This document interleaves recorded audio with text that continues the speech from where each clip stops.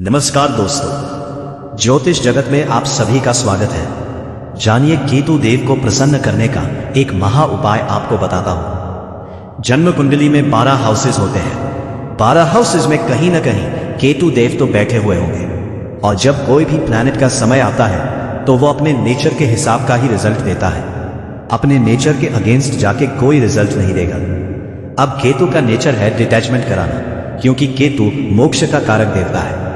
अब केतु की महादशा या अंतरदशा आई। जातक को लगता है कि मेरा ग्रोथ रुक गया है, तरक्की नहीं हो रही है, प्रमोशन नहीं हो रहा है, व्यापार में बढ़ोतरी नहीं हो रही है, यही सब चीजें सोचता रहता है। लेकिन यकीन मानिए कि हम चीजों को पकड़ कर बैठे हुए हैं। बहुत छोटी छोटी चीजों को पकड़ कर बैठे हुए हैं।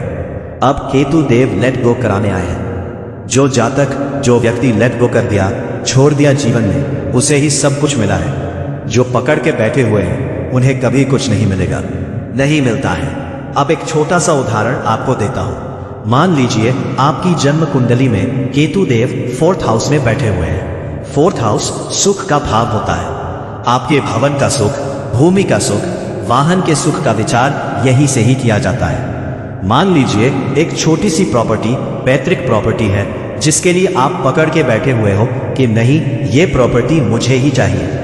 केतु देव बोलते हैं कि ले बेटा, तू यही प्रॉपर्टी रख, तेरे को लेट गो करना आता ही नहीं है, तो मैं तुझे बड़ा क्या दूं। यकीन मानिए, केतु देव का समय जब भी आएगा, एक तो आपको सीक्रेटिव तरीके से काम करना है, अपनी प्लानिंग किसी को नहीं बतानी है। दूसरा, आपको लेट गो करना आना चाहिए। लेट गो करना जिस दिन आपने सीख लिया, यकीन मानिए ये केतु देव आपको भर भर के पैसा देंगे, भर भर के सुख देंगे और बहुत अच्छा उन्नति तरक्की देंगे। तो केतु देव का नियम है, पहला नियम तो यही है कि लेट गो करना हमें सीखना होगा। चीजों को पकड़ के रखने का नहीं रखना है। अगर आप 1 रुपए पकड़ के बैठे रहोगे, लेट गो करना नहीं सीखोगे, तो केतु देव 1 रुपए ही देंगे। वो कभी आपको 1000 या लाख नहीं देंगे, क्योंकि आप लेट गो करना सीखे ही नहीं है। तो छोटे छोटे नियम होते हैं प्लैनेट को प्रसन्न करने के लिए, जिसके लिए 1 रुपए खर्चा भी नहीं करना होता है।